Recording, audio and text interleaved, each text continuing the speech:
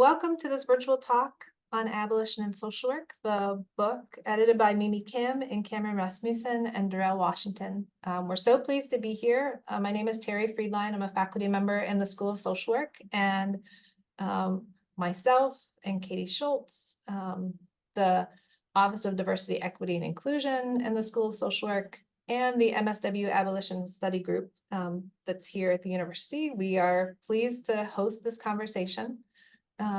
And we're going to begin, I'm going to begin with an introduction, a welcoming, centering, and then to talk a little bit about logistics. And then I'm going to pass it over to Katie, my colleague, to begin offering some introductions to our guests and to move forward with our conversation. And we wanted to begin with, there's a lot to say about what's happening in the world. The genocide in Gaza and against Palestinians continues unabated, with Israel spreading violence into new territories. There are news headlines describing instances of police violence, new instances. There's pernicious anti-Black and anti-Haitian, specifically racism. And situating some of the most recent racist comments against Haitians. In the context of that historic revolution, the writer and scholar Roxane Gay has described it as the world seems hell-bent on making Haiti pay for global Black liberation. And so acknowledging all of these things that are happening in the world, before we begin, I'm going to read a meditation from Alexis Pauline Gumb's book, Undrowned, Black Feminist Lessons for Marine Mammals. And I'm reading this as a centering or an offering for us as we're coming together to talk about abolition and social work. We're coming together with whatever we're bringing to the discussion, and also as a rebellion against this normalization of violence in solidarity with oppressed peoples and as we struggle together toward liberation. And so this is from her meditation on breathing. Breath is a practice of presence, one of the physical characteristics that unites us with marine mammals. It is that they process air in a way similar to us. Though they spend most of all of their time in the water, they do not have gills. We too on land are often navigating contexts that seem impossible for us to breathe in, and yet we must. The adaptations that marine mammals have made in relationship to breathing are some of the most relevant for us to observe, not only in relationship to our survival in an atmosphere we have polluted on a planet where we are causing the ocean to rise, but also in relationship to our intentional living, our mindful relation to each other. Maybe it's time to remember that there's more than one way to breathe in icy depths or summer heat, to thank your ancestors for how you have evolved in the presence of polar bears, harpoons, and other threats, and to think on what you want to shift, how you want to grow, what you need to remember. So thank you all for being here. We are here to talk and learn, talk with and learn from Mimi Kim and Cameron Rasmussen and Darrell Washington, who are the editors of this excellent book, Abolition and Social Work, Possibilities, Paradoxes, and the Practice of Community Care. We're grateful for their work on abolition, just kind of broadly, including helping social workers or social change workers develop abolitionist praxis. And this book is an excellent example of that work. Just going to offer a few logistics before we begin, and then I'll hand it over to my colleague, Katie. So again, we extend thanks to our Office of Diversity, Equity, and Inclusion at the University of Michigan School of Social Work for sponsoring this event. They purchased copies of the book for the first 25 registrants, and so hopefully you've received your copy of the book and are able to read and think along with us.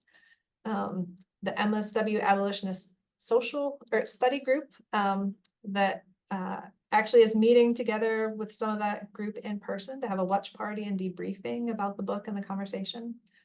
And the conversation is also being recorded and will be posted on the School of Social Work YouTube page in the coming days or weeks after this event. So if you miss a portion and want to go back to it, you'll be able to do so online. We aim to have about an hour of conversation and then move into audience Q&A, and we're going to use the Q&A function for attendees to be able to post questions. So you should be able to pull up from the bottom of your Zoom screen a Q&A where you can ask questions of the panelists that are here today. Katie Schultz will facilitate the conversation, and she's also a co-author of the chapter on Indigenous abolition, and so hopefully she'll also share a bit from her work on that. And with that, I'm gonna turn it over to Katie, and thanks to everyone for being here. Thank you, Terry. Thanks for that introduction, and thank you for that centering. I do find in the face of many of the things that we're considering in the world today that hearing about the work that is being done, some of it that shows up in this book and the work that's done in some of this writing is what gives me some peace and hope in light of these challenges and injustices. So I actually think it's quite fitting that we're able to have this conversation today. Again, my name is Katie. I am an assistant professor of social work here at the University of Michigan. I'm a tribal citizen of the Choctaw Nation of Oklahoma. I was very fortunate to be invited to contribute to a chapter in the book considering abolition within an Indigenous concept or context. I think that one of the most revolutionary acts we can engage in these within these inequitable systems is to love deeply, and I can honestly say that I really love so many of those authors I got to write with. So it was, you know, a really generative experience for myself, and I'm grateful for that opportunity. I want to start with a question for the group, and as our guests respond, we're also asking that you have an opportunity to introduce yourself. I always kind of laugh that we introduce ourselves with our titles when actually we bring much more and more compelling and interesting things than just the title. So please feel free to share some of that and clearly how that links into your path to do this work. When we were writing our chapter, my colleagues and I were really talking about a requirement in imagining abolition, an exercise in imagining and creating beyond colonial and carceral states. And that often, you know, I will speak for myself as somebody relatively new to these conversations. I can get stuck in the process and be challenged by what to imagine putting in its place. If we think of abolition as not just eliminating systems, but creating new ways of being and living with each other. So I would love to start with a question for you all after and including introductions. When you imagine abolition, what do you see?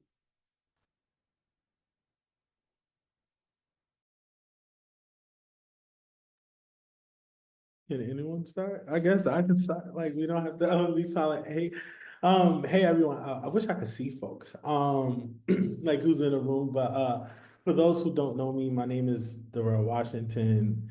I am a rising 6-year PhD candidate at the University of Chicago in the School of Social Work in my last year and on the job market. So that's excited. Somebody's gonna get a abolitionist scholar in their department. But also, I come to this work as someone who has supported people inside for a long time. Like, I am a directly impacted person. I had family, friends, and countless other comrades spend time incarcerated. A lot of the work that I do is centered around how families, and specifically those who are not incarcerated, families kind of navigate that process. And I use families really broadly, whether it's blood relatives, whether it's friends, those who are really who are considered family, like fictive kin, you know, people on this panel who are considered family, and how we navigate these different processes. And this question around like, what does abolition look like? To me, you know, that's a really tough question. I feel like that's the work we're trying to do every day, is like, what does this look like? We know a lot about like why abolition is the way. But to me, it's like, it was really interesting, Katie, you start off with this, like, while writing the chapters with people like you love. And to me, that's one of the main things for me. Like I did a swerve brief and brilliant, and I was like, abolition is absolutely love, because it's, not judging someone by the worst mistake they may have done, and understanding that all people, regardless of their past and where they come from and what they look like, they deserve liberation in a real way, like, right, the autonomy to make decisions for their lives, and and to decide, what does accountability look like, how do we reckon with harm, and all those different kind of things. And it's really easy to kind of get caught up in this conversation around, like, first understanding that all people in some way, shape, or form, including ourselves, commit harm in some way, but shouldn't be judged and penalized to a violent extent because of it. So I think kind of like abolition is really having to check our own biases in a deep way, and learning how to look at people as humans who are deserving of love, and who are deserving of grace, and who are deserving of all things, and not policing it. I mean, I know we'll get into this question around, like, how do social workers solve police, but not even like I had this conversation with Mimi and Kim, like, abolition is also like not policing who can call themselves an abolitionist, right? Like that seems to be a thing that's going on right now. And looking at what's going on around the world, in Gaza, in Africa, looking at what's going on in Springfield and all these different places, and understanding that, like, we shouldn't be targeting groups for political gains and for clickbait and all these different things. So I'll stop and I'll pause there. And I think, to keep it going, I'm gonna take the executive decision and just throw it to Cam and have Cam speak next, whether he wants to or not. Yeah. Thanks, Terrell. Hi, everyone. Good morning, good afternoon. My name is Cameron. Let's see here. I mean, one, Terry and Katie and the whole Michigan crew, thank you for having us. And Terry, I was thinking about the violence that's happened in Lebanon the last 2 days, enacted by Israel, and the world that we have that allows such violence. Like, Israel planted bombs and pagers and spread them across Lebanon and blew them up indiscriminately. Like that, I mean, one is in and of itself horrible, but reflects a world order that just sort of allows that to happen without impunity, like, with just lets it happen. And I don't know, I'm thinking about abolition as a different world order. Feels like too imperial, but like a world in which that way of being in the world is unacceptable. And there's like a broad sort of this idea of a different social relations that really lands for me. I don't know if that sort of sounds academic and highfalutin, but that we're trying to create different ways to relate to each other, both like at the deeply interpersonal and internal level, and also deeply structural level. I mean, I guess I'll say a little bit about who I am. By way of introduction, the thing I'm thinking about is my mother was a couples therapist. My father owned a small pet store. His first pet store was called Aquarius in Madison, Wisconsin, and then he had kids and then moved to California and opened up a less cool pet store called Pets Plus.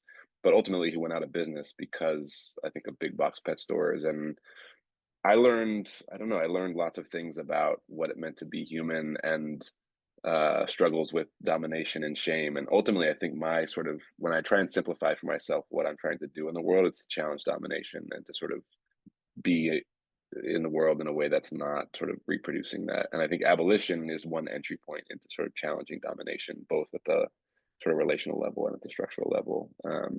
So lots more to say, but I will pass it to Mimi for now. Thank you, everybody. Yes, thank you to Terry, Katie, and University of Michigan for inviting us for, I think this is our first Zoom book talk.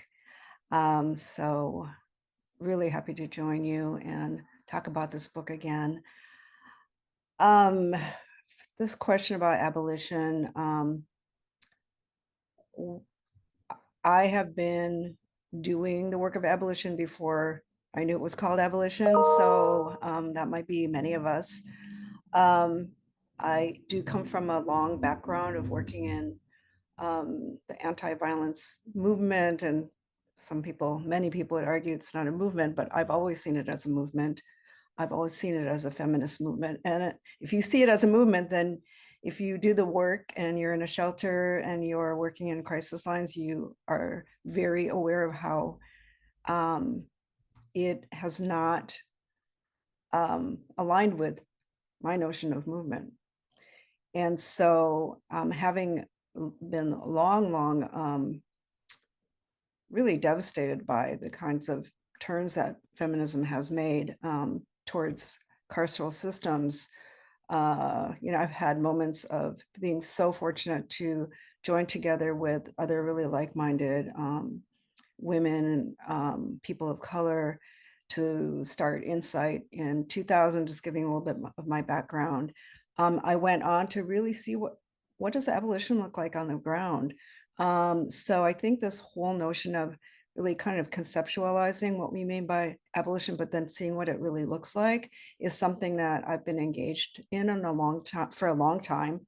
I very much believed in the politics of what we would now call abolition, that we didn't necessarily name as abolition back in 2000 when we started Insight, 2 years after Critical Resistance had its founding conference.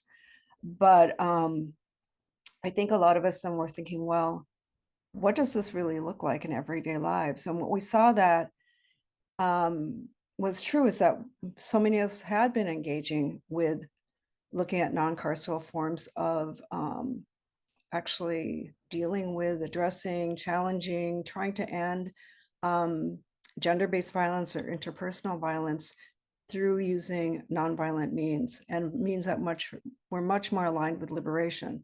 So I think this whole notion that we have now, that I just really love about abolition, that it's not just about dismantling, but it's about building, is something that so many of us, I'm sure, on this webinar have been engaged in, whether you call it abolition or ever thought of it as abolition.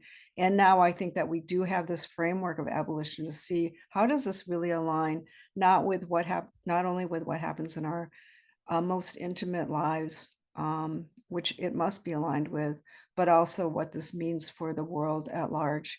And in seeing this notion of abolition catch on, and having people grapple with it, like we're going to do in this next hour and a half, or however long we have in this webinar, is really an important part of abolition work. So I would say us being here and now, right now in this moment, is part of the work of abolition, and part of really making sure our vision of how we treat each other, even in trying to construct this webinar, to what you do after this webinar, is really does need to align and can be part of how we manifest this in a larger way together. That was quite a nice bridge. Before I ask the next question, I want to give credit to a group of students here in the School of Social Work that really developed an outline for many of the questions we'll be posing to the group today. And one of the questions was just to ask for a brief summary and overview of the book, telling us what's the origin story of this book. And Mimi, as you were, before you started speaking, but here's the good, segue, I started thinking, like, what is it potentially about this time that we're able to name abolition so clearly in our profession? And for someone who has been doing this work for so long, and as a group who've been involved, if there's anything you can speak to about the context we're living in now that either is supportive or perhaps challenging to doing this work right now within our. Would you like for me to call on somebody, or? I think I'll kick this off. I think that's what we discussed, and we had this show on the road for a couple months, and I would sort of kick this part off. So And thank you to all the people who are joining us right now. For me, I think it's much harder now to stay on a webinar than it was 2 or 3 years ago. So shout out to the people who are staying and doing your best to pay attention, because I just think it's hard for me and maybe it's hard for you. So thanks for being here. So let's see here. So this is like a little bit of a small, tiny bit of lefty social work history out of New York that connects to the origin of this book, which is in 2015, there was a group of us that got together. It was actually like somehow started through like a working group at the NASW and NYC, and we started a group called Social Workers Against Criminalization. We called ourselves SWAC, and we had like a Facebook page, and Instagram wasn't. We weren't in tune to Instagram at the time. Anyways, we had a little bit of a presence. We would have like monthly meetings, and we had lots of big ideas. We put out some statements, but we didn't do that much. In part because of capacity, but we had sort of a vision of an anti-criminalization sort of social work. And so that's 2015, 2016. And that formation sort of came as a result of the sort of killing of Black folks by the police and challenging that, but then also trying to think more broadly about how criminalization was playing out in social work. And then, over the next 3, 4, 5 years, people like Mimi and others offered concepts like carceral social work and gave many of us language to say, like, this is the way that social work is enacting carceral logics, practices, etc. And so there was like a deeper critique of the relationship between social work and the carceral state. And then 2020 happened and uprisings happened, and the head of the NASW National at the time got on, I don't know what it was, CNN or one of these big news networks, and sort of said, like, we're all for police social work collaborations, and we got their back and they got our back. And social work was being touted as a good partner to the police and a replacement for the police. And many of us were like, hold up, that's like not what's good here. And we've been taught better by people like Mimi and others. And so we started to sort of say things publicly about this. And then some of us got together and said, like, maybe we can try and organize something in this moment. And that created what is now called the Network to Advance Abolitionist Social Work. And we did our first webinar, I can't remember, I think 2021, called Abolitionist Social Work, Possibilities, Practice, and Possibilities, Paradox, and the Practice of, in Praxis. Sorry, our book title is now changed. Anyways, we had our first webinar. And then from there, Haymarket reached out to us and said, are you all interested in a book? And so, many years later, we now have this, I think, important book. And I'll say one other thing and then pass it to Mimi and Darrell. The question of why might we be able to talk about this now? I mean, part of that has to do with the fact that we were offered a critique by people like Mimi and others who gave us the language. And then, a lot of us been also taught about abolition and sort of learning that, like, critique is really important and critique is a part of abolitionist praxis, but we also need to sort of move with that critique to create the world that we want. And Mimi also taught us about that, among many other people. I think what's true is, like, we can talk about abolition, but abolition then requires something else of us beyond critique, right? It requires us to move differently. And I think that is not so easily acceptable in social work institutions. So, like, we're good at the critique and the scholarly analysis. I think there's not a lot of support or there's minimal support, I think, for actually sort of applying abolitionist principles in our professional work. So with that, I will turn to, I can't remember if Mimi or Darrell are going to go and maybe give an overview of the sort of the layout of the book.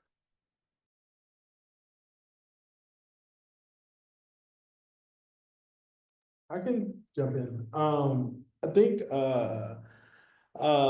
one thing too, I think you had mentioned, Katie's, like the kind of like moment we're in, and Cam and Mimi, we hit the road when the book first came out and was like doing a lot of like traveling and like talks. And I think one of the interesting things, and I can't remember who had brought this up, was that, like, the book, it was written a couple years ago. Like, it's a whole production. Like, it takes time for it to kind of come out. And, the book was written before what had happened in October 7th. So, like, Stephanie Wahab's chapter on, like, BDS is like, it's one of the kind of chapters that other outlets have put in the forefront, because it's like, who would have known that Stephanie writing this chapter, like, what would actually be going on now? I think at the time we were writing this, it was kind of at the height of mass uprisings as a result of like police killings and things like that. And then now we have kind of the co-opting of movements to support Palestine being misidentified as anti-Israel movements, which is like there's a difference between anti something and pro something, and language is something that's really important. But kind of the way that the book is structured is these three main sections on kind of like possibilities, which is like the envisioning of what's possible if we brought together abolitionist principles to social work. What I also kind of like love about that section is oftentimes people would assume that abolition is just all about the critique, but what I think the book does is offer actual interventions that people can take. So like if you are wondering what's a step that I can take, you can look at the book and kind of get that as well. And then the paradox section is all about kind of how it's the internal conflicts that social work goes with. Like we have our code of ethics that state one thing, but oftentimes we practice in a whole nother way, even though we're supposed to have this guide. Like right now it says social work have to speak out against racism and like anti-Blackness and all these different things, but social work historically has been an apolitical profession. And it's the reason why like the Association of Black Social Workers even came about, because social work wouldn't take a stance in the civil rights movement, right? It wouldn't allow people of color to have positions in like on the governing board and all these different things, and kind of like what that looks like. The fact that settlement houses were like were segregated, right? In the beginning, the fact that like Jane Addams didn't really collab with Ida B. Wells until Ida B. Wells became who she was, and all those different things, and kind of talking about those things. And then paradoxes, possibilities, and then praxis. I'm sorry, praxis is the actual steps that we can take, but the possibilities is the envisioning. It's like what I think what abolitionists do best is thinking and imagining and all those kind of things. But and I love that we imagine, but I would love to see the taking the initiative to let's talk about what this looks like. Let's figure out how do we take that step forward. And kind of like the last thing I'll say is we started off by calling it abolitionist social work, and I think we moved away from like trying to create this new social work, but it's less about kind of what does social work look like from an abolitionist perspective, but it's like what can we take from social work and what does this look like if we apply abolitionist principles to the profession. So what kind of sparked that was a conversation that was going on social media around kind of how different movements, even if we think about like mutual aid and like restorative justice, and now it becomes academicized out of nowhere where people are getting certificate programs and all this, and trying not to do that with abolition, I think is like really important. So it comes from that. And I don't know if Mimi, if you have anything to add.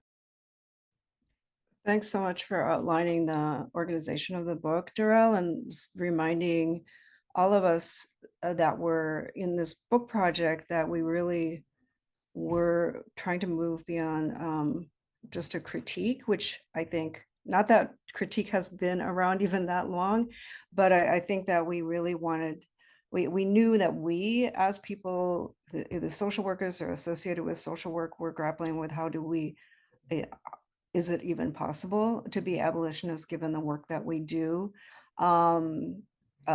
Encountering so many people out in the field and students that were asking that same question. So we really wanted to turn this towards possibilities. And in thinking about who could, once we decided to go ahead with this project, like we're in, and then imagining what would be in this book was quite a process of, excitement. I would say that I don't, to me, that we haven't really put the words together, abolition and social work, really in any kind of serious way, and for many, never ever before until the summer of 2020. So that did spark the kind of obviousness of in terms of looking at our political climate, and people who had never used the words abolition before starting to say the word abolition. So it may be, here we are 4 years later, it may seem that it's been around forever, but it really has not. And so as we were embarking on this book, which has been a while, we were really thinking about who has been talking about this, who's in practice, who's been engaging. I'm sure it's many of you that are in this webinar audience that we may not have known about at the time, but have been grappling with this. And thinking about people who are, for example, a Charlene Carruthers, who maybe we don't associate with social work, but that she has her MSW in social work. And when we called out to her to contribute to the book, as some of you may know, she's one of the founders of BYP 100 in Chicago, which is an abolitionist Black queer group that's been doing really important work. I think we love that she was excited to talk about her roots in social work and how she thought that her work is aligned with social work, or the kind of social work that she actually learned from. Also, it gave us an opportunity to highlight a speech that some of you may have seen if you went to SWR in 2019. We're a little shocked to see that Angela Davis was going to be our keynote, and thrilled. And it was a thrilling moment for me. I just kind of never thought I'd see the day. And we had a room full of people, I'm sure many who did not believe in abolition and still don't today, but they were applauding for Angela Davis. But she had furloughed that speech, so it would never have seen the light of day again, and agreed to have that speech available in this book, which I think is a great piece of documentation. I'm really, really thrilled about that. So there were opportunities for us to get work also from you, Katie Schultz, who wrote a beautiful piece together with some of your friends and colleagues and comrades on what does Indigenous abolition mean.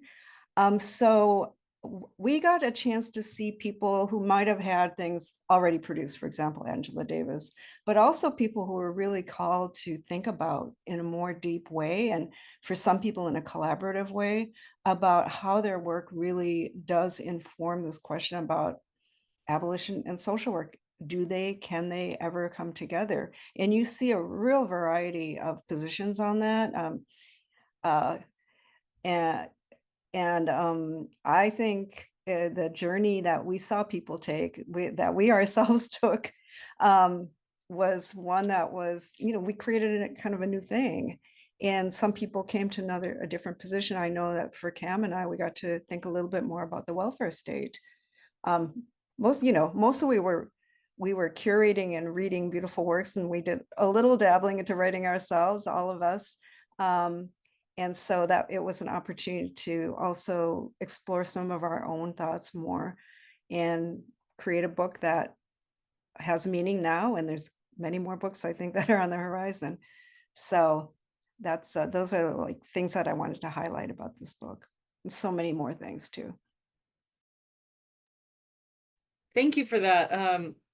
I really appreciate this attention to language and thinking about how we're using this, and this marrying of sort of language critique, but also practice.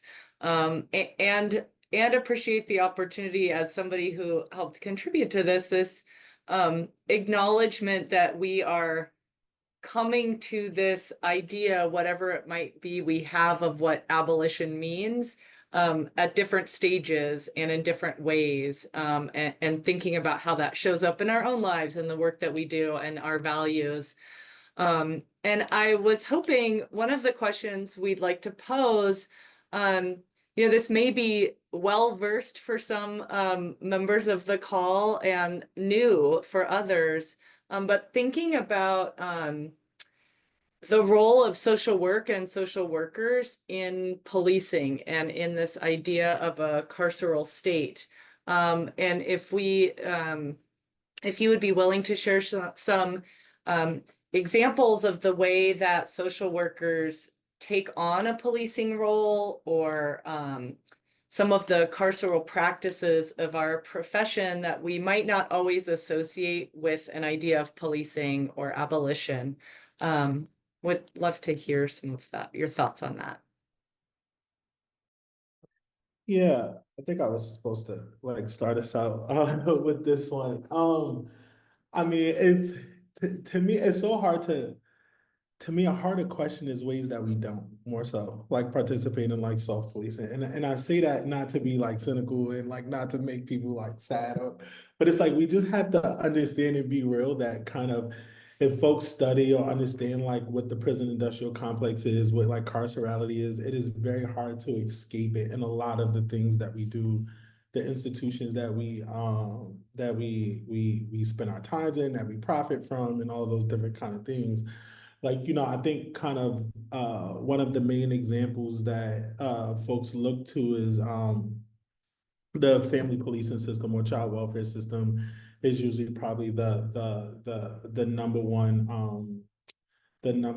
example that a lot of folks go to. So if you look at work from folks like, you know, like Alan Detlef and like others who study, Dorothy Roberts, who studies family policing in those aspects, it's more so that I think a lot of times social workers try to look for a way to insert ourselves in these different systems because we feel like we can help because we're the ones who look at people as humans and all those different things. But a lot of times we're not allowed to create the rules. Like we are just abiding by the similar situations.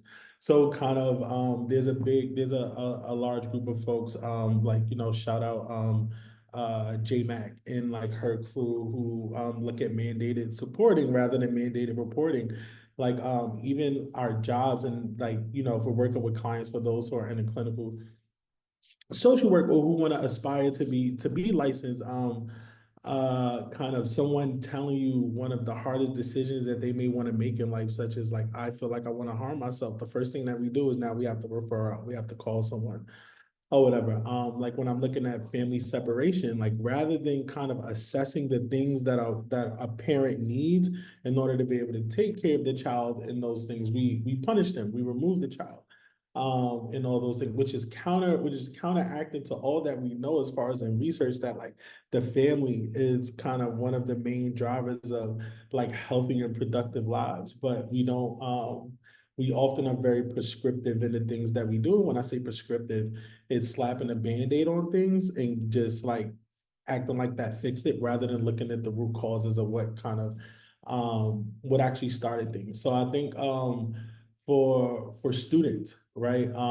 One of the things I've mainly critiqued in like social work education is I don't feel like students get enough of a generalist kind of practice towards social work. Everything is really tailored. Like if you want to do school social work, or if you want to kind of for like clinicians, if you want to study like CBT or like EMDR, it's very like tailored towards one kind of one model rather than giving us a holistic view of how do we support people on kind of all system levels. I feel like that's an issue because if we look at individuals as a holistic being, we have to understand that kind of like everyone isn't a one size fit all kind of a thing. We can't just, I'm sorry, like I'm taking this in like an office and like someone is yelling. So it's like it's distracting me a little bit. I live in a dorm. I'm a resident at U Chicago. So I'm just making sure like someone's not in trouble.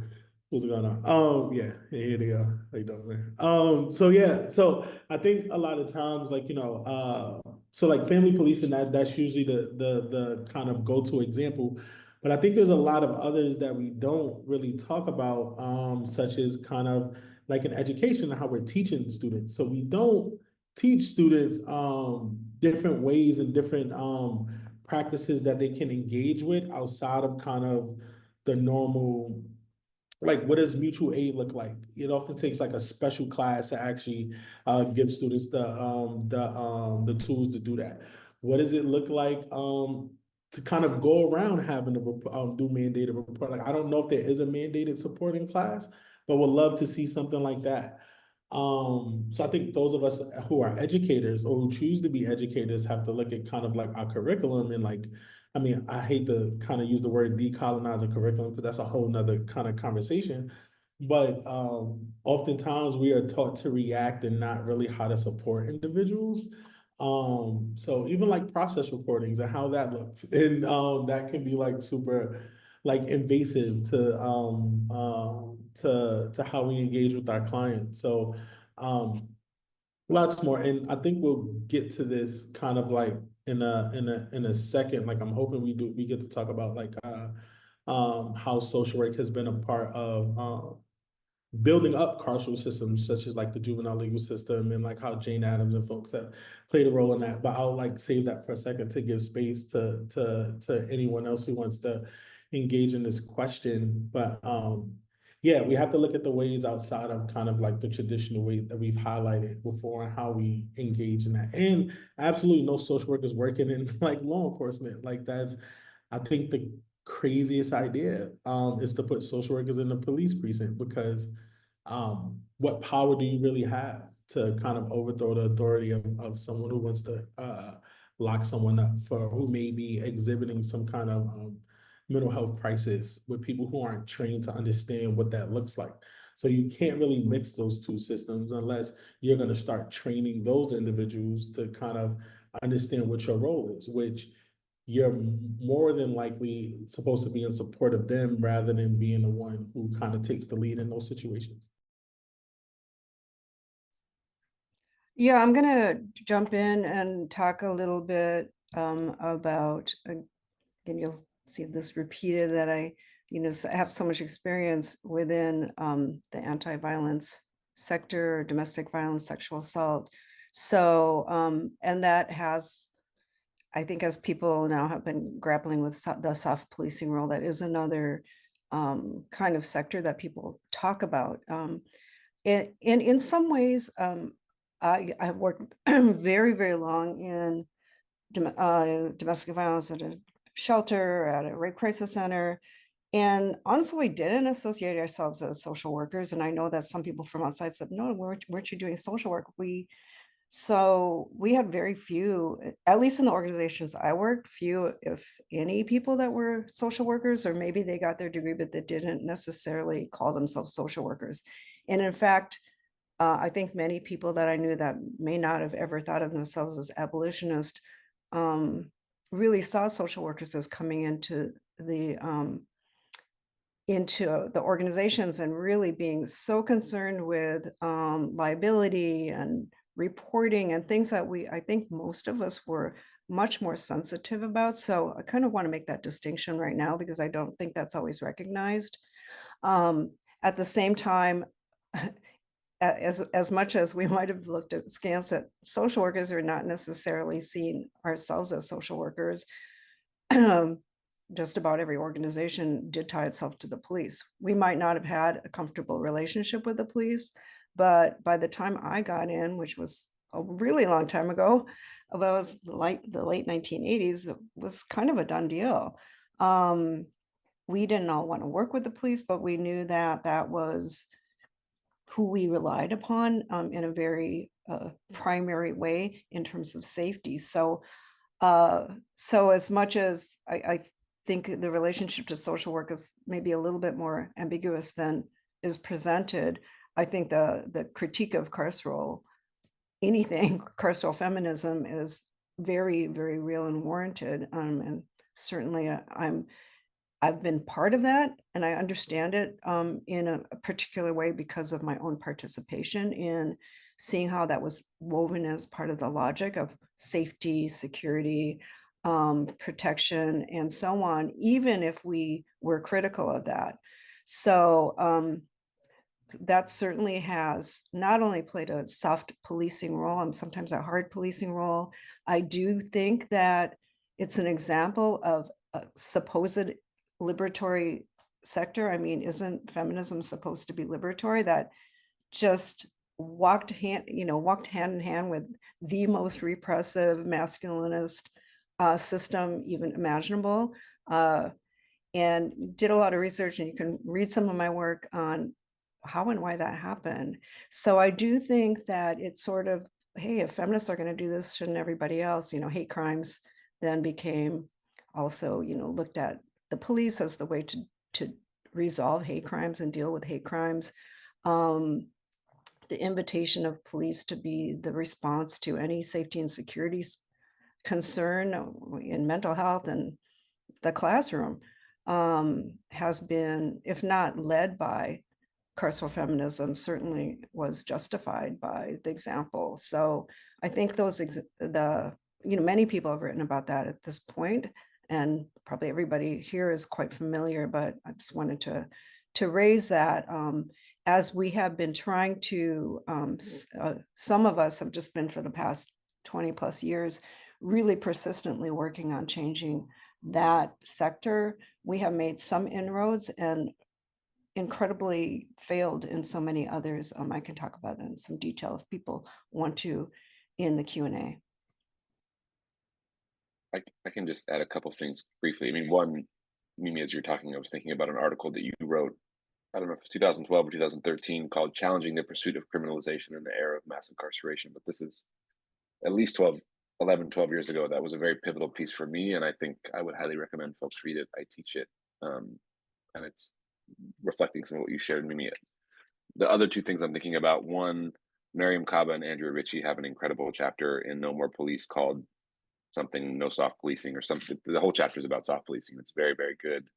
And then a bit more obscure, but equally relevant, Sam Harrell and someone named Michael Rangel did a presentation at this symposium called Social Work and White Supremacy that was organized maybe 2 years ago.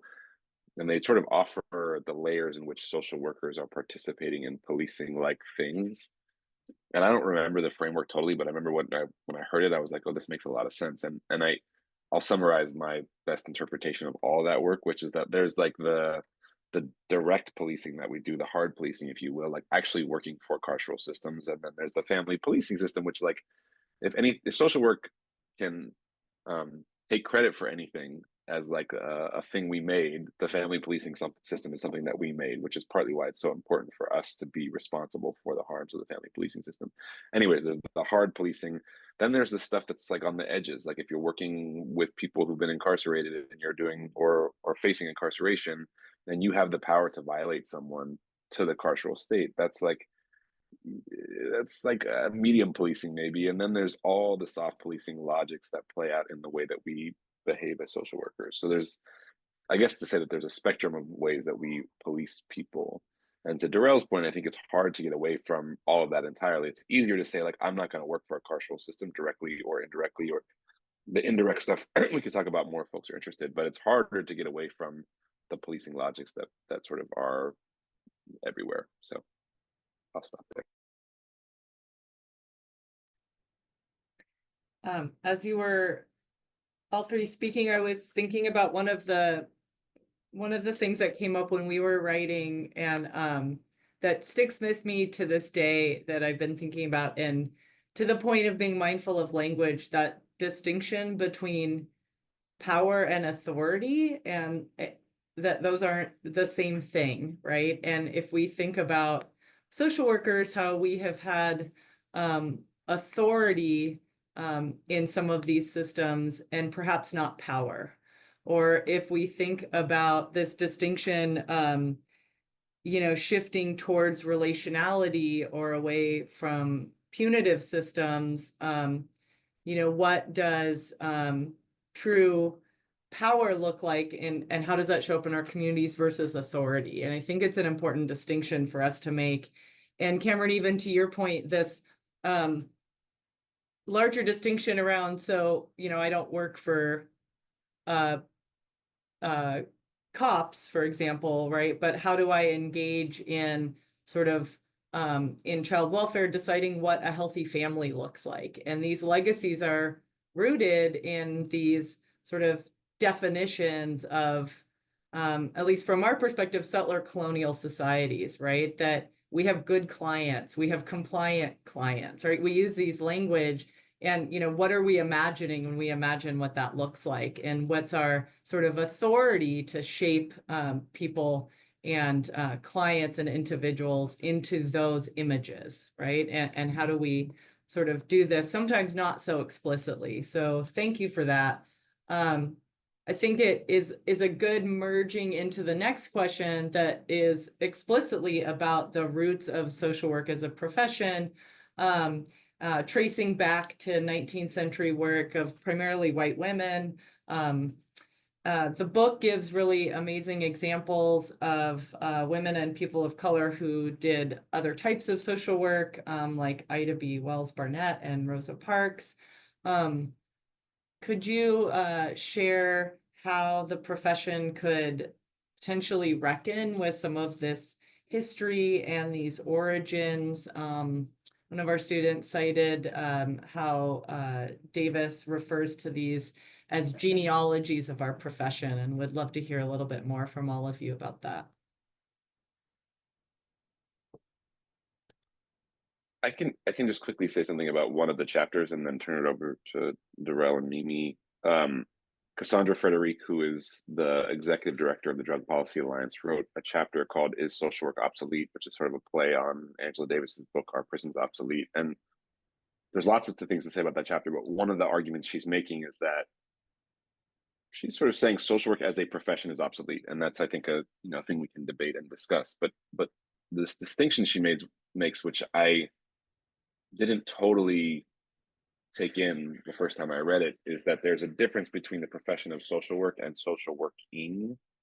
And in some ways that feels like language that I first read it and I was like, I don't know about this. But as I've thought about it, like, claiming Ida B. Wells as a social worker, I don't think we as a profession can say she was a professional social worker. I think we can say she gave us an example of the best of the ways that social work can be at its best. Same thing with Black Panthers. We can't say the profession of social work can't say the Black Panthers were professional social workers. That's not true and would be not cool.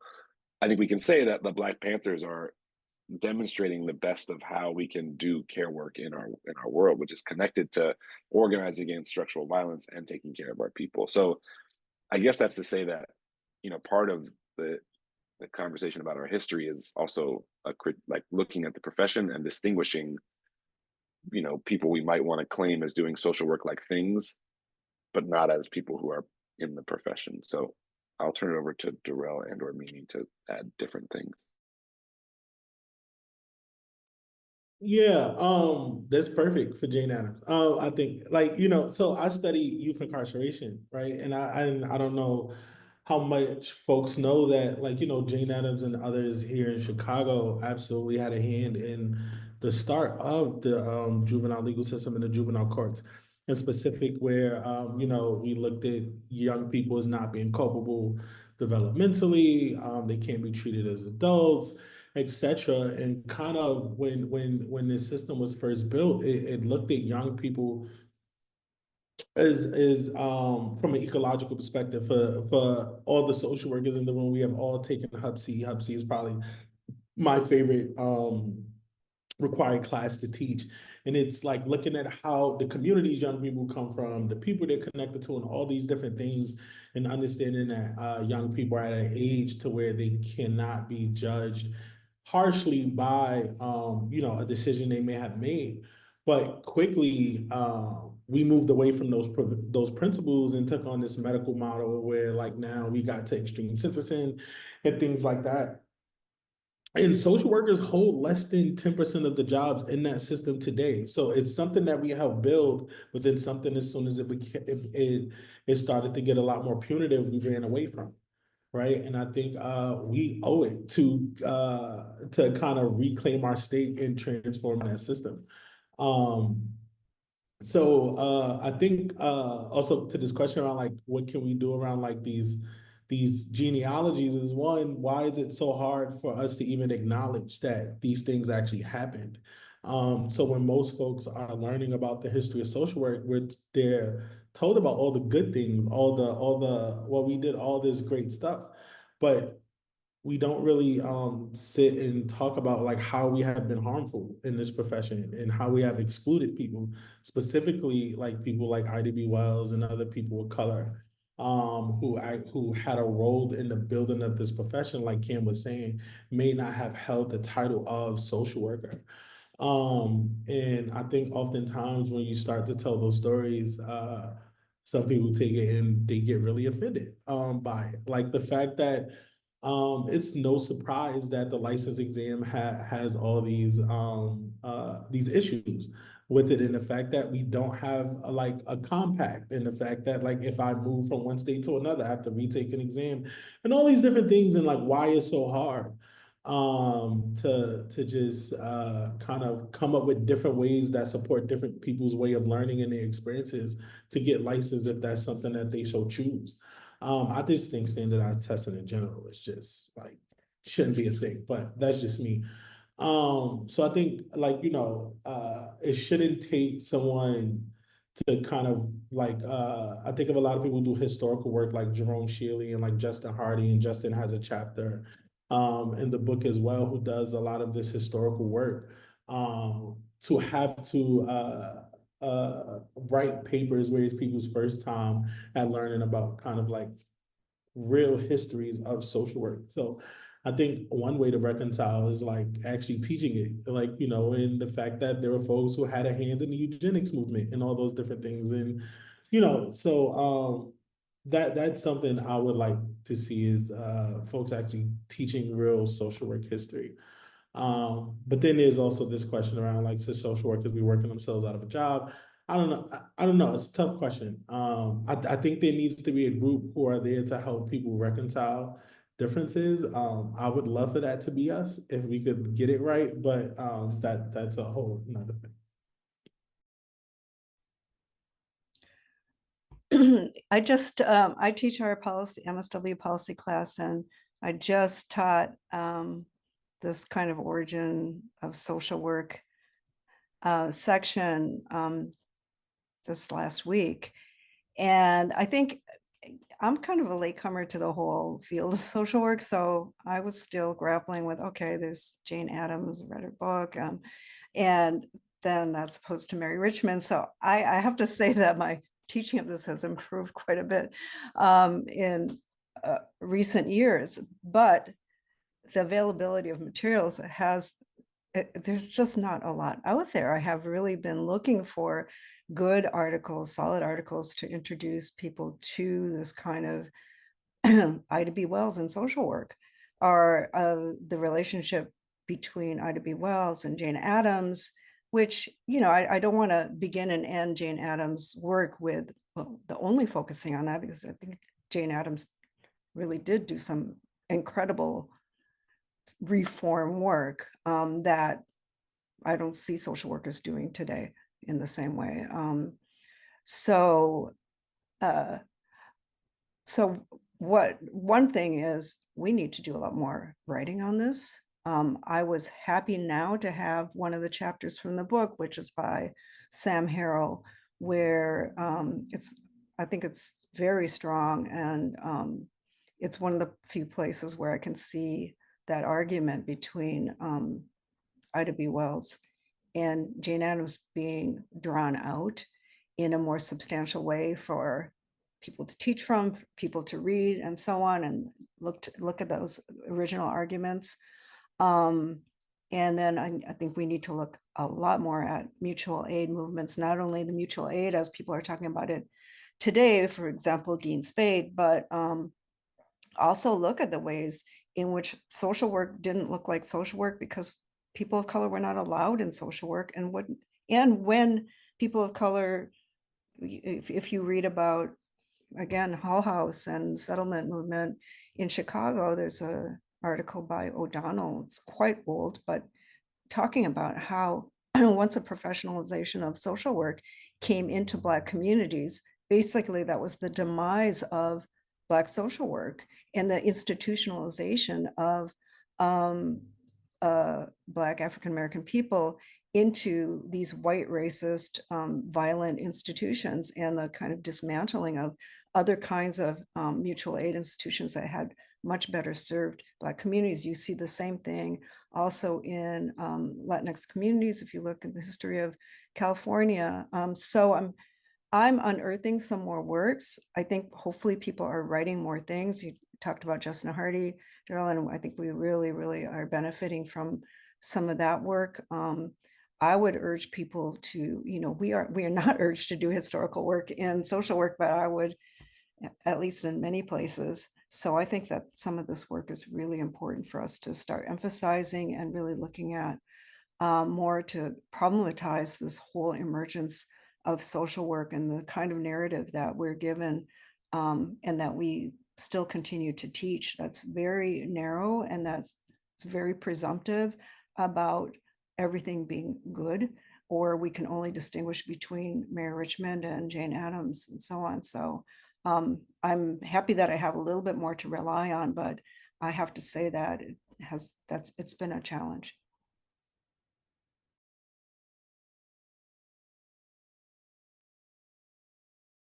I think this focus on this historical context of and process of professionalization might be a chance to circle back, Darrell, to a hope that you had mentioned, that saying, I hope we'll have a chance to talk about how social work has built up carceral systems. And I mean, I feel like we've started to touch on that, and I wonder if there's anything you want to add to that as part of this conversation. Other than the legal system, but I also think too, like when one of the things that gets on my nerves the most is like when something tragic happens in these blanket statements that we put out, like from universities. And I think about like how silent we have been with all the lives that's been lost in Gaza. I felt like it was the same thing with like, during times of George Floyd, Breonna Taylor, Trayvon Martin, Eric Garner. Like we could go on and like go on like all these national issues. And I think kind of silence, even though it may not look that, is the same as building up carceral walls from a profession that is supposed to speak out against these things. And it often makes me wonder for someone like myself who is studying, will be a professor and a researcher. If I'm not a clinician, do I not have to abide by social work values? Because I'm like more on the macro side of things. So I think a lot of times like our complicity to be silent, and then also our complicity like to vilify individuals who do speak out. So I think about how a lot of students who have, participated in encampments around the country and things like that, they end up receiving these harsh penalties or from universities, and we are not supporting them. Like we are not like speaking out against it, against like students' right to organize, students' right to protest, and all these things. When we come from a profession that was built on those things, so a lot of times I feel like we were just talking about understanding our origins, and like we lose sight of that. And I think that's why people like Dean Spade are so critical of like social work. And I'm really excited, like, Dean Spade did a review of the book, which was like also, I felt like that was the win, to get Dean Spade to do a really dope, give a blurb about the book. But yeah, I feel like oftentimes like the complicity that we have in being silent when a lot of these things are going on, like people are suffering like every day. And we should be the individuals who they look to be able to say something and to be able to be a voice. And a lot of times, like we don't. So we are just very much as complicit as those individuals. And then I also think like, we spoke about family policing, but when you think about social work, a lot of times the first thing people think about is like ACS taking people's kids and things like that. And I don't think we made a clear distinction when it comes to that on like what is our actual role. I mean, we can see it in family separation, but like what is our role in helping to support families who may be going through troubled times or for whatever reason? And how come we don't take more of a role? Like we take a huge role in separating families, but actually rebuilding that connection. Like what does that look like for social workers? Because oftentimes like we react and then there's nothing after. Like how do we reconcile? So for those who practice like restorative justice or whatever, like what does that look like for us? And how do we repair harm with communities who just our mere presence sometimes can be harmful?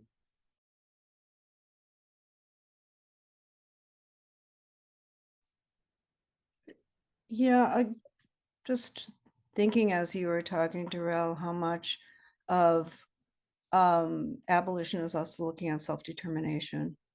And so much of social work is about impeding self-determination because we know best what you need. I certainly saw that working in shelters. You need to leave, even if you're saying you don't need to or want to. And we have this as part of social work. I think going back to some of the things around the tenets like of NASW, if we look at the there's race is not mentioned in the tenets still, I believe.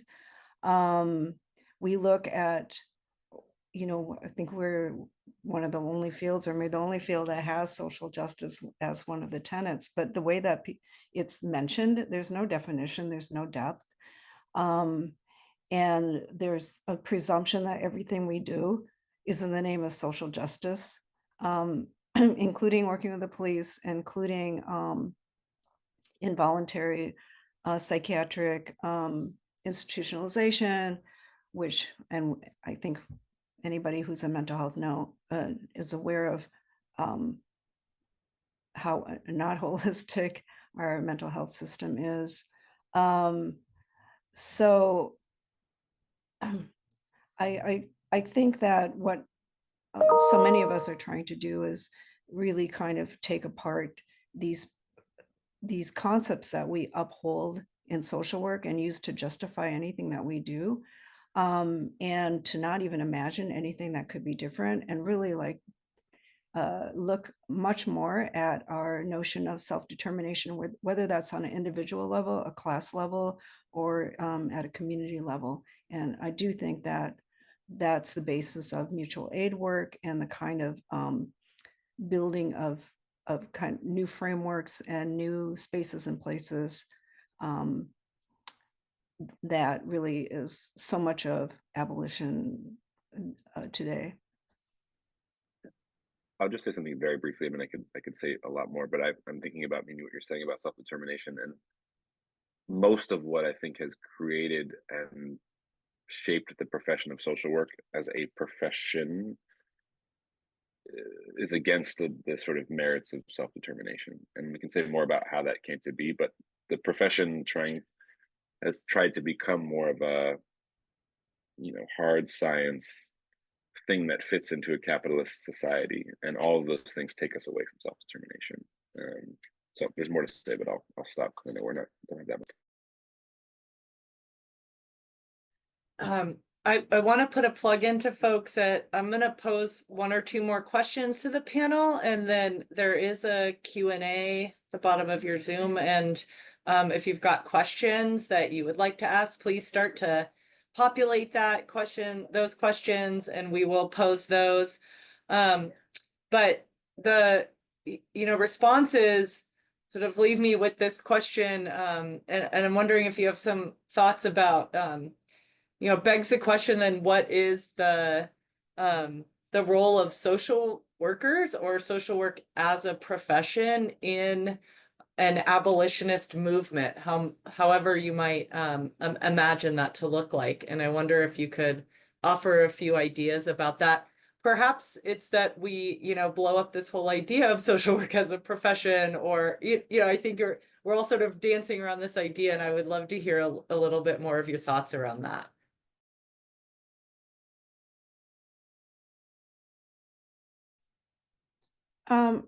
I could just start by saying, I think there's a difference between professionalization and training and skills building.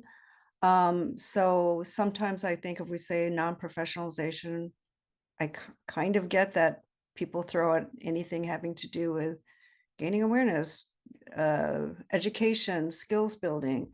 So that's just something that I've seen, and maybe that is not other people's experience. But I think that the kind of training and skills building that we have through our school, but so much of it does happen on the ground. I have to say, for example, as somebody who's worked in the anti-violence field, I think that the kind of, we would give 70-hour trainings, which is more than I think one of our classes, and have people do things in person. As much as I could be critical of some of the content, I do think there was a way in which people came in from all kinds of educational levels, from, you know, almost no formal education to a lot, and they would be in the same training. And we did a lot of skills building work. We did a lot of volunteer work that was guided and so on. I look at some of the people that are doing mental health crisis response right now, and and inviting people who have professional experience, because some people, the only way you're going to get a lot of exposure to the psychiatric community is perhaps through a job, but that are using that kind of knowledge to really train people from, again, from all educational levels to be respondents to mental health crisis. So I think there's a way in which we leverage the kind of training experience that we have, but also that we absolutely have the responsibility to bring that to people who are most impacted, whether you're the person that is directly impacted or that you're part of a social network and community of people who are most impacted. And I think that's where the exciting work has been, in kind of building up care responses. We want to talk about a lot of our work being around care, and where I see a little disappointed in how social work has not seemed to embrace that for the most part, but I know a lot of people, a lot of you in social work are doing that kind of work. And I'm really excited about strengthening the spaces where we do that and kind of learning more about how to do that really effectively. I could say a few things. I mean, I think the question about the profession itself is a big one that I don't know that I have a good concise answer to, except to say that, like, if social work as a profession is going to be a just profession, we have like unlimited transformation ahead of us.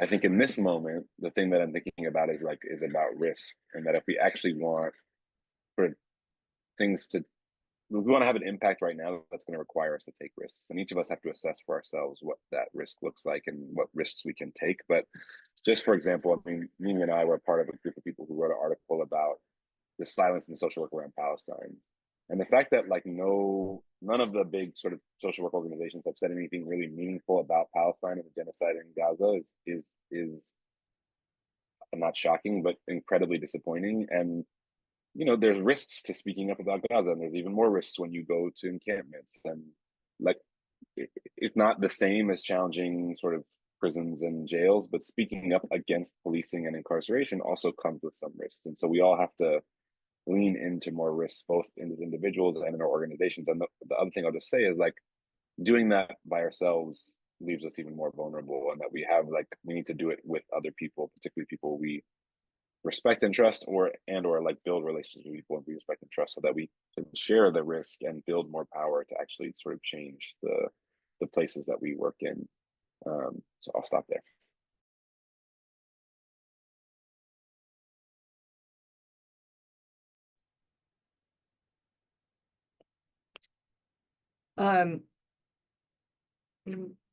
Perfect. We're right on time. I was checking the time.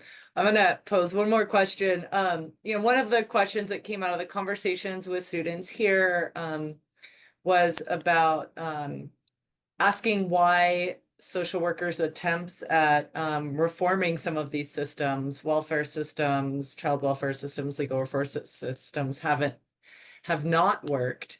I'm wondering, as we wrap up as a group, feel free to answer that. I think we've started to touch on that. And I'm also just want to pose the question before we move into audience questions.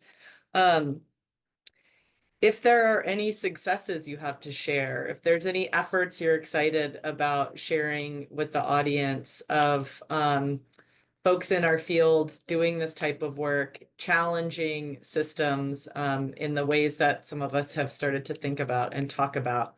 I'll pose that to the three of you. We're a little off script, I think. So, feel free to take a moment to think about that, and then we'll move into some of the audience questions. Sure, I can jump in. I'm excited that we're having this conversation. I'm excited that this book is out. Me and Cam reviewed a proposal for another book that at some point is gonna come out on like social work, decolonization, and like abolition, and how does like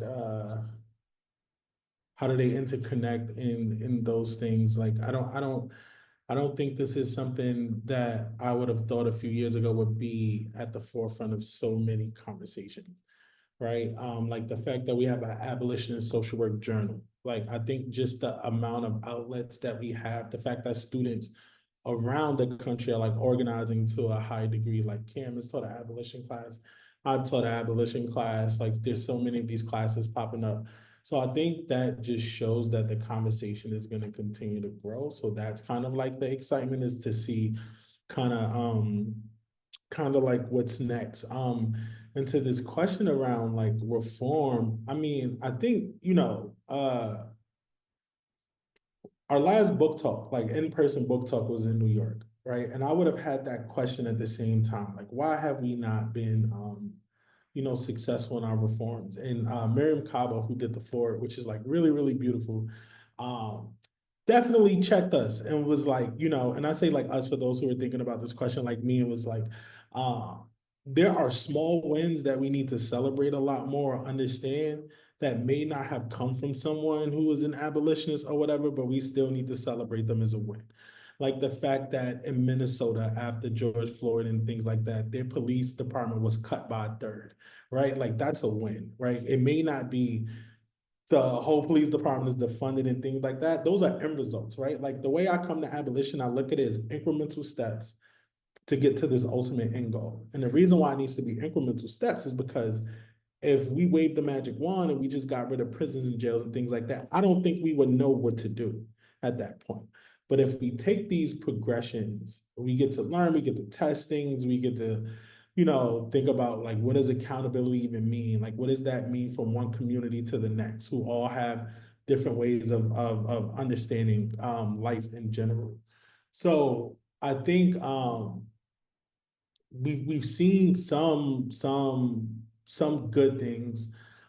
We've seen places defund, like, the police, even though this result was, it wasn't what we would have liked, but there was and Mimi, you may know which actual school this was, but I think when all the encampments was going on, there was a president of a UC school who said, we will divest. He was fired, but someone said we will divest. So that worked.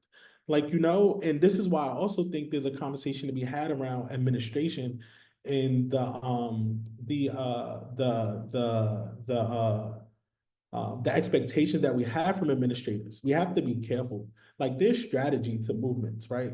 And when you have someone who's in administration who can be of a support, um, if you're asking them to kind of lead a charge or come out and jump out the window and say these things, what happens when that person is no longer there, right? Because now this person's gone, who may have been someone who could help people kind of navigate certain things. So there's all, I hate to use like war language, but there's casualties sometimes, and we have to like not just think about what we want to do or what's the potential repercussions kind of behind that. But I think people are listening, even though like, at U Chicago, the encampment, it was torn down at like 4 a.m. by UCPD. But the conversations are being had, right? They even asked about them in like presidential debates and things like that, right? So I think folks have to understand the fact that we're now able to talk about these things on a national stage is very much a move in the right direction. The fact that people are trying to be very cautious and tiptoe around what they say, I think is something that we can be proud of. But then it's like, taking it kind of to the next level. I think is what comes next. I can chime in just for a moment and say, I mean, I think there are so many successes, and I think one of the things that's been helpful for me. So Miriam Kaba, among other people, have this project called 1 Million Experiments, which I'll put in the chat. But I mean, there are lists of groups and organizations that are doing things that are arguably abolitionist, but also it's like a lens shift that says like, we're not going to replace prisons with some other one thing. We're trying to build a different world where there are many different options depending on what people need. And there's so many of those things. They're not visible in the way that the prison system is, because it's so massive and terrible. You know, just when it comes to Palestine, like, I mean, what's happened with the genocide continues, and it's just absolutely horrific. And there's also more support for Palestine, both in the United States and I think internationally than there probably is. I don't know if ever been. I don't have the data to back that up, but I think there's a lot of global and domestic support for Palestine, which has to do with organizing. I mean, it's partly witnessing a genocide, the most live streamed genocide we've ever seen in my lifetime, but it's also about all the organizing that's gone into trying to bring people into consciousness and bring people into the work of challenging domination, supremacy, and violence. So, I mean, I don't know if Yeah, I think the whole notion of was it oh my God, reformist reform versus non-reformist reform, that language is extremely clunky, but that I think all of you have been seeing more, that we highlight again in one of the introductory chapters of the book, I think is really worth thinking about. What are those distinctions? I would say, we never really had this discussion, but I would say that Darrell, Cam, and I are not into purity politics. And otherwise, maybe we would never have written this book, or we would have just had abolish social work, and then it would be a very short piece. But I think those distinctions, and you can also see the critical resistance highlights it, although it was kind of hard for me to find. And so you have to almost Google critical resistance, maybe non-reformist reform, and you'll see it. Wasn't that obvious just going to their website. I think those are really well thought out categories of distinction that can help us guide, not to say we would never do any work that was reformist, although I respect anybody's ability, desire to not do reformist work. I think what we need, a lot of the work we do, we say is across ecosystems. So we all have different roles to take. We may have different entry points. I think what the important thing is for us to be tied to a somewhat of a kind of a unified, and I don't mean absolute unity, but guided by some principles that we have in common, and a historical arc that moves forward to a similar place, that we have some common values in terms of how we do our work. I think that's what's really important. And so that means that some people who may find themselves, for whatever set of reasons, in a more carceral institution, I do not want to throw those people out. That think about how you're actually doing your work. I think that's really important. That you might find yourself being able to leave. I was in a very carceral institution that was a very lovely place as well. And I did finally get to the point where I formed something very different in terms of creative interventions, but I was still within a 501c3. So be very aware of the kind of contradictory position you're in, but at the same time, think about how you can act on your principles. You may be doing work that's within an institution that you have limited control over, but you're trying to do some good within that institution. And you may at the same time be doing political work outside of that institution.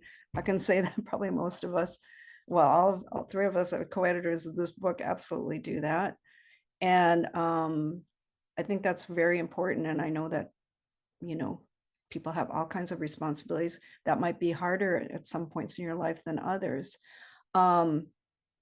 So those are some of the kind of strategies, I think, and some of the guiding principles that I have in my own life to move this work forward. I just want to also say that in terms of some of my work that I still do with anti-violence organizations, I still have one foot in kind of that sector, but trying to really push an abolitionist stance. is that the California, it's called Valor now, but it was the California Coalition Against Sexual Assault, used to be pro any carceral move in legislation, anything that was going to enhance penalties, that was going to bring in a new law criminalizing something that had to do with sexual assault, they would support wholeheartedly. And they have changed that position because of the persistence of abolition feminists. They have changed that position. They do not and will not support those anymore. That is a win. Is that going to change everything? No, but I see that as one of those things that you were saying, Darrell, about Miriam Kaba celebrating. It's not everything, but it is a win.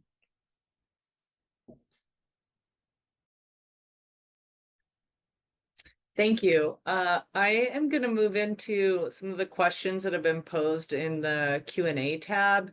And in the interest of trying to make sure we get to them all, I haven't, and listening as well, I haven't really grouped them. So I'm just going to go by order that they were posted. The first question, the person states, I don't know if social work students are really trained well in being able to see a difference between our role and the role of CPS or other carceral institutions. Can you please talk more about that and what we need to be able to shift that for students? Can you all can see the Q&As as well? Do you want me to put it into the chat? Okay, that's what I thought. Yeah. I mean, this goes back to like the social work education thing. I think one thing is there's so much more resources out there than was when, like, you know, I first started out in like undergrad and things like that. So I think of looking at, you know, institutions like Critical Resistance. I think of like looking up scholars who write in these areas that we talk about, and kind of reading and understanding. But I feel like a lot of the experience we get as social workers is on the job experience. Like it's not, we could say all the things that we want in the classroom, but until you're like there, and why is Siri? I'm not talking to you. Oh gosh, Siri's trying to direct me to somewhere.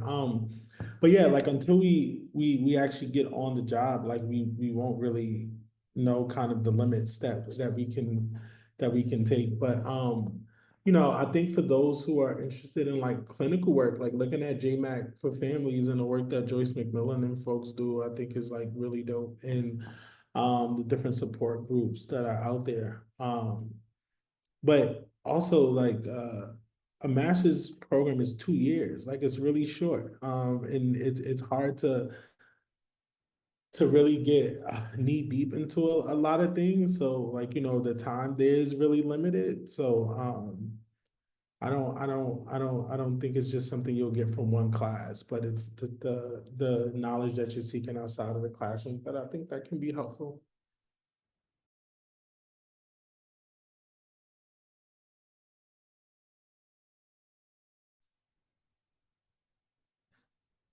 Okay, can I jump in and respond to a couple of these questions? Okay, I'm just gonna do that. Not necessarily the one that you just responded to, Darrell, because I think you did a great job. But I wanted to, like, the kind of more researchy questions. I just want to, you know, this is all obviously just all from my perspective. Part of the reason I actually went got my PhD, and I don't know how many of y'all are MSW students or BSW or PhD students, so I'm just going to speak to that, is because I was, we had started creative interventions, we were doing interventions, and I really was interested in whether we were effective. I was not interested in saying, oh, hey, we're doing abolitionist work, therefore we must be great, because I just don't think we should operate in that way. I think we really should be very critical about the work we do, because if we really want it to be useful, helpful, good works aligned with our principles, then I do think we have to be critical. And I knew there was more kind of science to evaluation. I know that's not exactly the high research maybe that people are talking about here, but it is a form of research that I took a lot of classes. because I really wanted to know what resonated with me as somebody who had a very specific purpose, not so I could write some articles and then go to an R1 university, but because I really wanted to know how to look at our work in a critical way so that we can improve the work. And in that way, I've been fortunate to be able to do a conceptual writing really based upon my own experience in the movement and experience of others that I work with collectively. But I've also done some things that are a little bit more, they have numbers in them, they have tables with numbers in them. And I think that, to me, that's also been an important work around really looking critically at our own practice and trying to understand our practice better and see where we need to do better. So that's a little bit about that. And I'm going to throw in a bunch of things. When I pitched my proposal on carceral feminism to anybody at UC Berkeley, was I met with enthusiasm? No, not at all. I think I was probably told not to pursue that. I went to a training in social movements. They were very critical as well and told me what to do. So I was pretty convinced I wanted to do what I wanted to do. And so I did learn a lot, again, about historical sociology and tried to learn from those types of methods. But I pursued what I pursued, and honestly had to find 2 people from my own department that would be willing to sign on, even though they didn't know anything about what I was writing on. And that is how I continued to do my work, and I don't have any regrets about it. So I was not surrounded by enthusiastic people in my field, not at all. But I had to be creative, and that's kind of what we have to do in abolition, because we're not going to have a bunch of fans in most places we go to. So those are a couple things I just want to hit upon.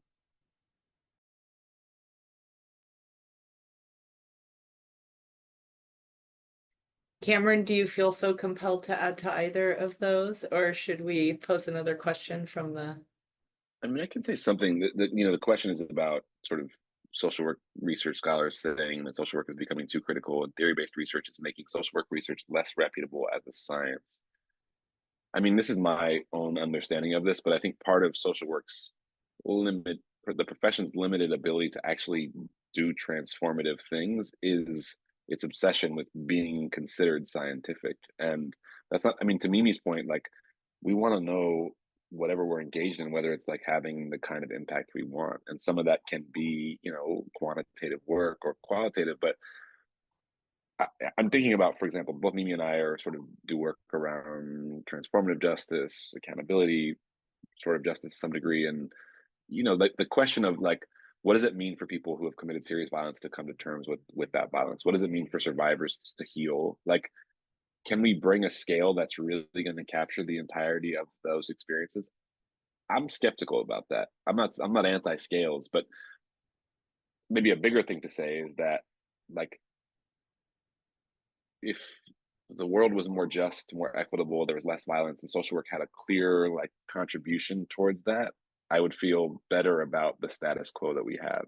But I don't think that's the case. And I think our obsession with science, with sort of being a harder science, has made it harder for us to challenge the structural conditions that we have in this world. So that's what I would say about that. And just to Mimi's point about finding your people might not be in your institution, and that is unfortunate, but I think finding your people wherever they are is really important, because otherwise you feel very alone and you're more at risk. And yeah, I'll say one other thing there's a question about, do you have any recommendations for abolitionist social work peer supervision group? So all 3 of us are a part of the Network to Advance Abolitionist Social Work, and we, not me or I think any of us actually, but our group ran a peer supervision group last fall and spring. I can't remember, maybe the spring. And I think we're going to do that again. Mimi, do you want to say something about the Just Practice group that you're helping to organize? Yeah, I think I'm excited because I see a lot more of these peer groups. So I know that, Brianna is involved in one. I'm not sure what institution is behind that one. Spring Up has a lot of really great trainings. But also I'm collaborating with Just Practice. And in fact, we have a session this afternoon.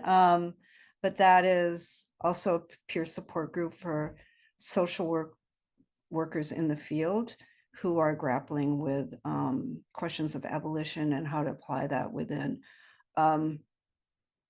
very challenging kinds of institutions that they are working in.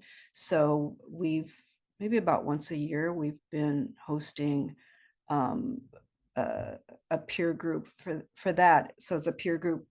They might not know each other, but hopefully by the end of it, they do. And some of them have stayed in contact with each other. So look out for that. I think we usually try to put it in the Facebook, the Abolitionist Social Work Facebook and other places, or try to join the listserv for Just Practice to hear more about that.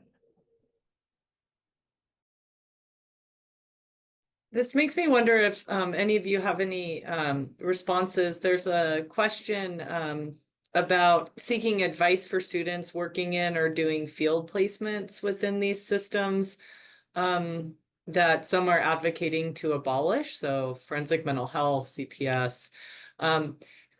What advice would you have for students about how to work from the inside and how to do that in an ethical way?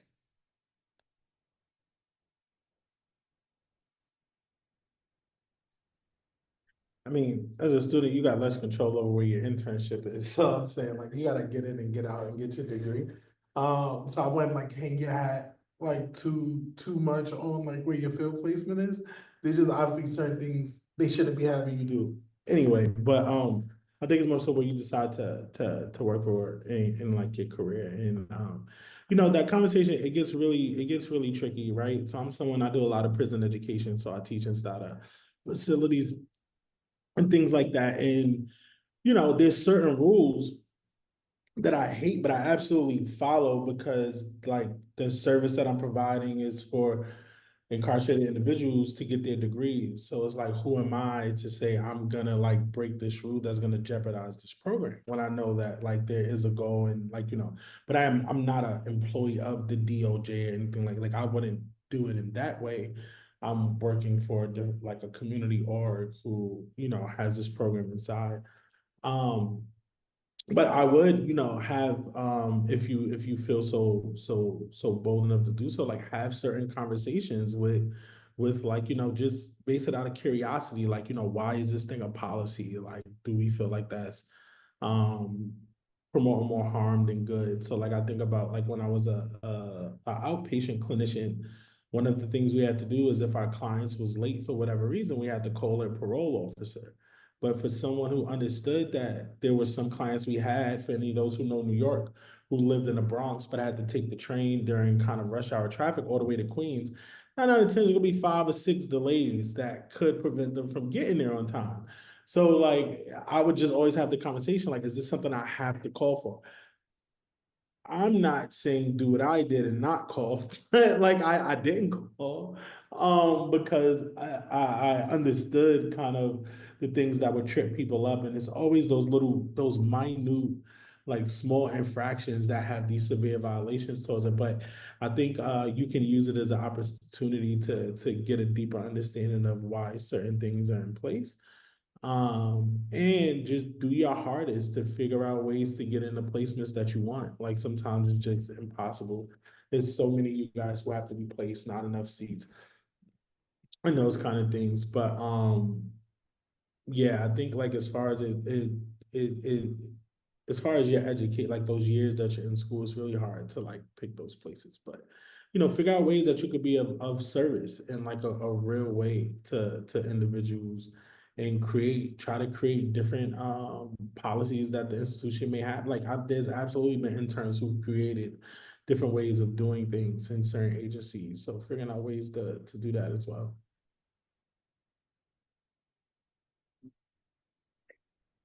I can add a little bit here, which is to say, I think that there is a distinction between working, at least in my mind, between working directly for a Department of Corrections or a police department and working in a community organization that is connected to that.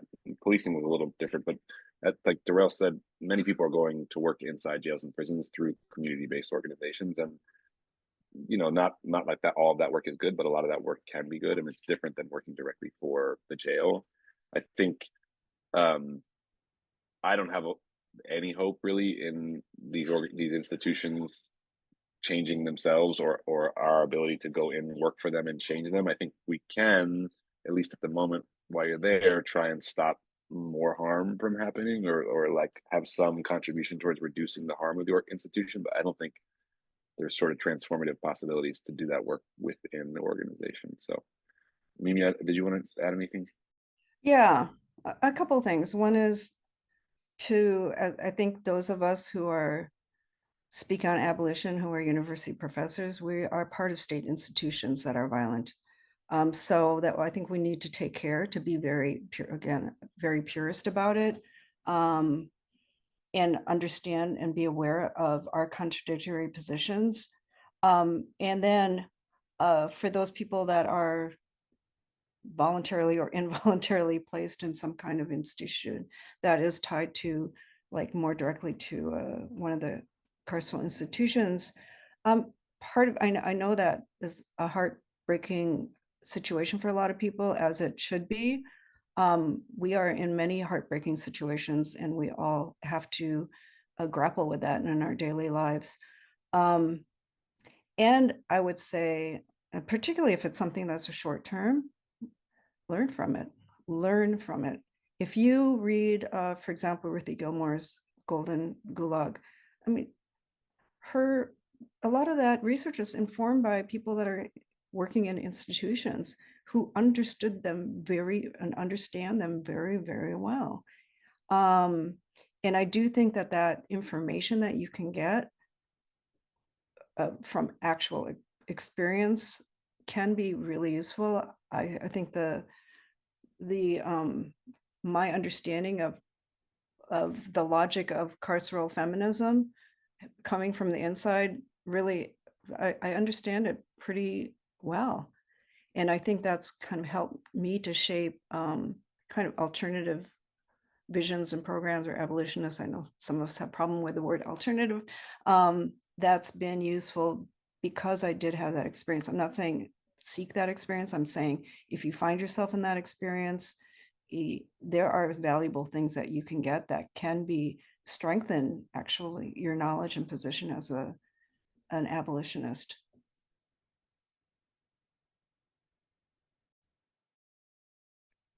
I'm going to pose a question from the chat about advice, or the question specifically is, what would you say to students who have been expelled for protesting against the genocide in Palestine?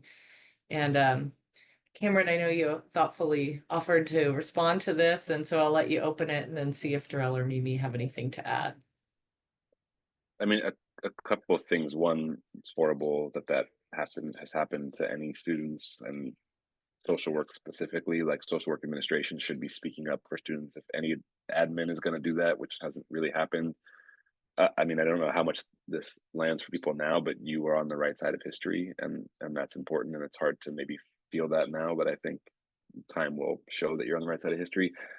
In terms of what that means for any given person's future right now, it really depends on who that person is and what you need. I am happy to try and be a resource. So if anyone wants to reach out to me, feel free.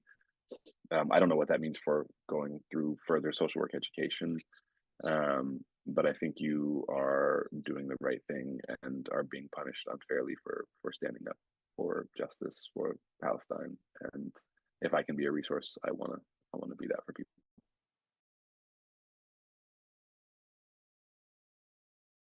Mimi or Darrell, do you want to add anything?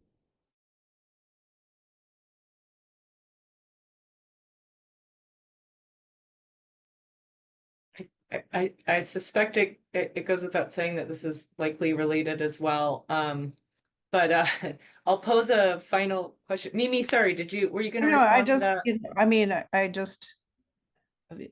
I want to really address the gravity of that.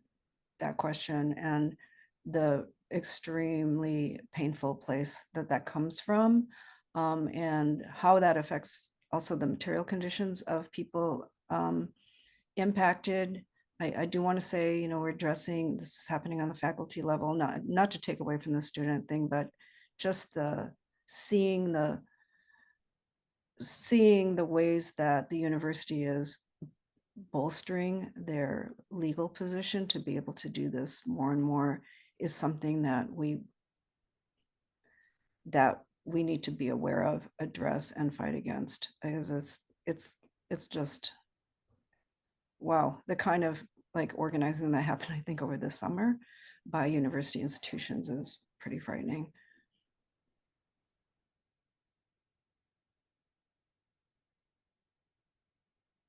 I, so much more conversation on any of these topics. So I mean, I think we'd be remiss if we didn't sort of respond to this, and I'm going to pose this last question before we close up. But the question asks, what's the role of race in abolition and social work? Also, what responsibilities, if any, do white social workers have in abolition work, particularly being accountable to communities of color and not replicating oppressive power dynamics? I can kick us off, and then Darrell, Mimi, feel free to chime in. I mean, one, I think racial justice and dismantling racial capitalism are central parts of what it means to do abolitionist work. So that, I think, is sort of simple and clear. You know, in terms of white folks' responsibility, there's a lot to say about that. I think the easiest thing that I can say, or the most straightforward thing I can say, is about my own relationship to this, which is like, as a white person who's been engaged in work around racial justice for 10 plus 15 years, like part of my work has been to unlearn a whole lot. And I think to make myself a safer person for people, and to understand that, like, regardless of whatever intentions I have, I live in a society where whiteness and white supremacy is everywhere. And so I think we have individual responsibilities, then we have collective responsibilities. And in terms of, you know, following leadership, like, I was very fortunate to come up under a woman named Kathy Boudin and a woman named Cheryl Wilkins that were both spent a lot of time in prison. And part of their work was to center the knowledge, leadership, and experience of people who had been incarcerated, particularly Black and Indigenous folks, but also all people of color and white folks for that matter. And like, I don't think identity in and of itself is the end all be all, but it is an important part of one's total experience and analysis. And I also, I guess I'll say, I don't know if you can hear a bunch of alarms going off, but you know, there's the some of the most, if not the most brilliant and thoughtful analysis comes from the sort of Black prophetic tradition and queer Black feminists. And so part of it is also being deeply studied about sort of liberatory movements and liberatory scholarship, which is largely coming from people of color and Black and Indigenous folks. So I will pass it over to Darrell and Mimi if they want to add any. Yeah, I think, you know, just abolition as a concept was born out of, like, you know, abolishing, you know, Black, like anti-Blackness and slavery and all those different things. So like it's rooted in kind of race relations and kind of like in a way. And I think like, what can white people do? I mean, a lot. Like, you know, one thing, white people can be accountable for other white people. Like, you know, we have I know Cam, I don't know if Mimi knows well, but like Cam knows a colleague of mine, like William Fry, who like studies whiteness and white people's responsibilities to kind of like to each other, and what does it mean to uproot and undo whiteness, and like a really, really brilliant, dope like person. And I think, you know, I think kind of think trying to forget being diplomatic, but like I think kind of I think that I'm really trying to say is like white fragility is like real, and I think a lot of times like white people get in their own way because they don't want to be seen as like the evil white person or the white person who's getting in the way. And I think like once you start having that mindset, then like, you know, you kind of like you miss out on the opportunity to kind of like check things. So I think like figuring out ways that you can look at like how whiteness can take up space in certain like movements and things like that. It's something to be cognizant about. But like I really race plays a huge role in a lot of the things we do in the society, but I kind of feel like sometimes like we don't need to look at more ways to kind of police like who's doing what and who's contributing to this to the movement in like what ways. So I just think like all individuals, I don't even want to say all because then now it sounds like something like all lives matter shit, but like just be cognizant of like what you are doing, like what your role is. I didn't get a chance to say this, but like I'll say it now. Like I feel like in this movement towards like liberation, towards abolition, everyone has a role.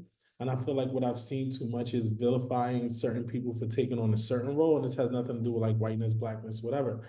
But I feel like if your role is to be a frontline person, which means like you are in the front of every protest and every march and all those things, that's fine. But if you want to take a back seat and be somebody who is more like looking up strategies and things like that, I think that's fine too.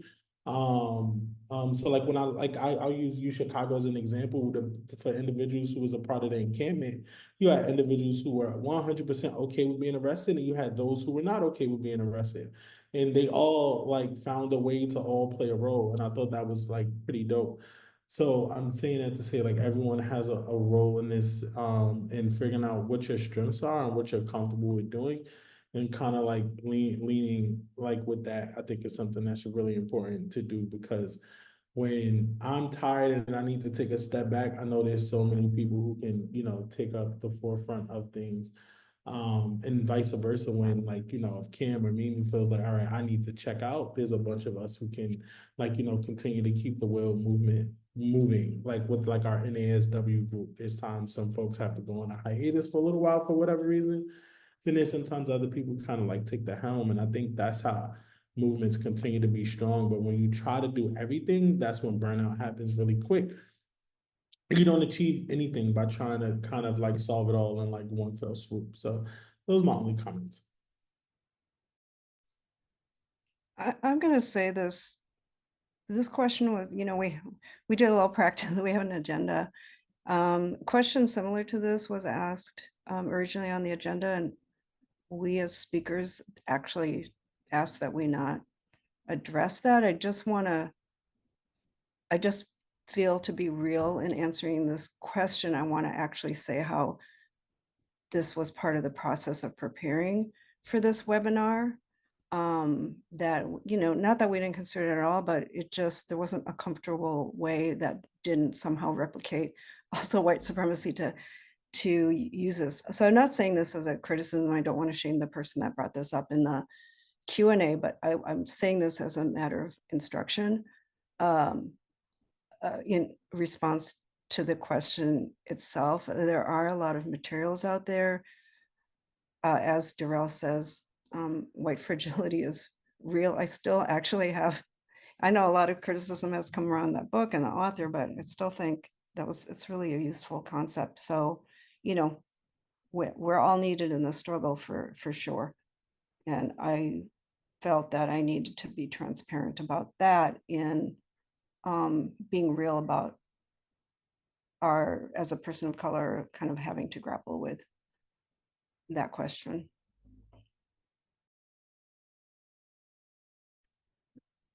Thank you all. Thank you, Mimi, for that. I mean, I wish we had more time.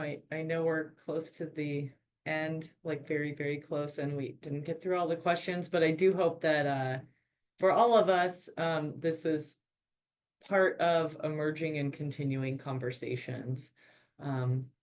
So with that, if there's anything else, absolutely, that needs to be added. Terry, are there opportunities? There was a question about some of these peer support groups, if those are open or how folks could get involved, and do we have ways of sharing some resources after this call ends or the webinar ends? Yes, so if you're interested in the MSW Abolition Study Group, I am not part of that group, but can maybe facilitate some connections. So in terms of that potential for peer support, that being one place, I'm happy to do that.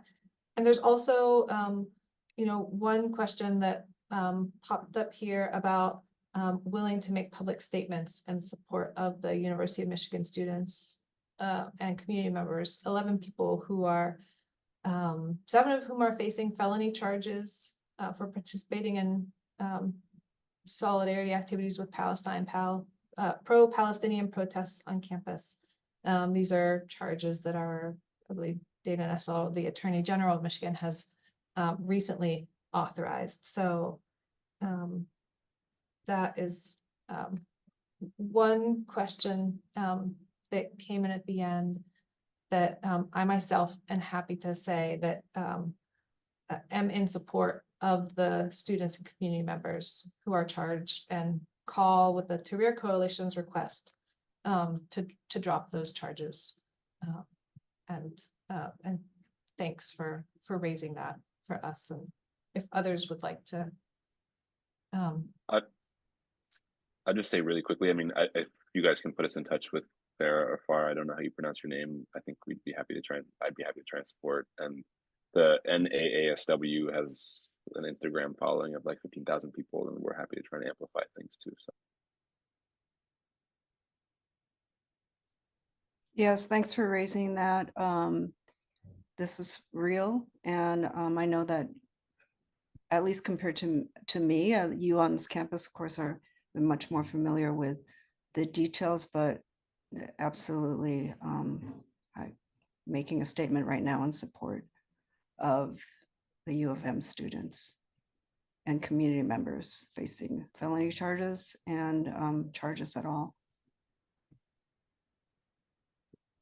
Yeah, ditto. Thanks, Farah, for raising that for us and for this generative conversation that we've been able to have with the authors, the editors of Abolition and Social Work. I thought that I would move us to close by reading a piece of it, and as I'm in the process of doing that, realize I could have asked any one of you to read your own words that you wrote, but wonder if it's okay for me to conclude by doing that. Yeah. This is from the chapter of the book that is the introduction, written by Mimi Kim and Cameron Rasmussen and Darrell Washington. And Darrell pointed us earlier to praxis and taking some initiative and getting out and being involved earlier in his remarks. Mimi modeled a praxis for us in thinking how we can name things as part of the process of our planning, and we modeled some of that abolitionist practice in praxis. And so this is from a section with a heading called Praxis, and I will read and then we'll close. The pervasiveness of the disciplining and regulating role of social work can often obscure and muddy the quotidian examples of abolitionist praxis that exist in the social work community. Many in social work are yearning for more examples of abolitionist praxis. This final portion of the book provides concrete illustrations of efforts that are aligned with the bridging of abolition and social work. From the creation of mutual aid and transformative justice practices outside of the state, to abolitionist aligned international solidarity with Palestine, to liberatory forms of social work led by those with lived experience, these works demonstrate the various ways that we can escape from, wrestle with, and directly challenge the fraught and compromising relationships of organized care within regulatory and punitive state institutions. We end our book and we thank the authors for their contributions in this regard. With these brilliant examples to bring to life the intersections of abolition and social work, or perhaps of an emergent abolitionist social work, and to honor those who have already been moving the work of abolition from theory to praxis. Thanks, everyone.